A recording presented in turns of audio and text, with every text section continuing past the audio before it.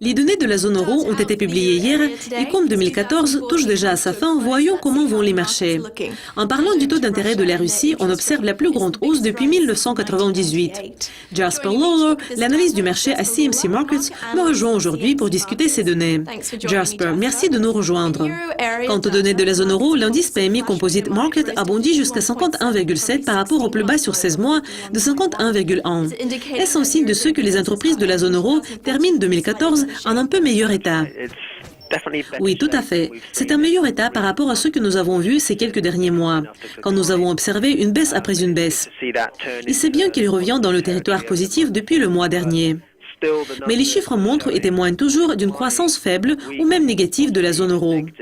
Donc, les chiffres positifs doivent être considérés dans le contexte que la zone euro est toujours en difficulté. Et il faut analyser les données compte tenu d'une croissance lente et continue. Tout cela va nécessiter des actions plus larges de la part de gouvernements européens pour engager des réformes, et ce qui pourra même pousser les banques centrales européennes à élargir leur programme de stimulation. L'excédent commercial de la zone euro a augmenté jusqu'à 24 milliards d'euros en octobre 2014, poussé plus haut par la hausse des exportations. C'est le plus grand excédent jamais vu.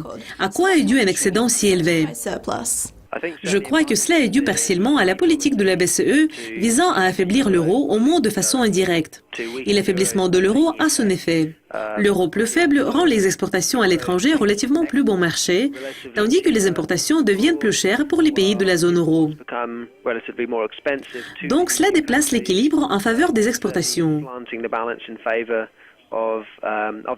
Et évidemment, les prix du pétrole ont beaucoup reculé. L'Union européenne est plutôt l'importateur de pétrole, donc les coûts des importations principales ont baissé, ce qui pourrait produire une pression sur les importations. Et donc cela a engendré ce grand excédent. Afin de stabiliser le rouble, la Banque centrale de la Russie a augmenté le taux d'intérêt jusqu'à 17%. La croissance économique est en baisse, aussi bien que les prix du pétrole brut. Quelle était une réaction immédiate des marchés? Les réactions immédiates étaient un renforcement important du rouble qui a presque compensé les pertes des jours précédents qui ont entraîné une chute sans précédent de la valeur de la devise de 9%. On peut dire qu'on était près de la crise de devises. Mais malheureusement, les efforts de la Banque centrale ont été annulés par les forces du marché. Comme vous l'avez vu, le prix du pétrole a chuté de nouveau et il a entraîné le rouble russe plus bas. Le rouble russe connaît actuellement de nouveaux plus bas.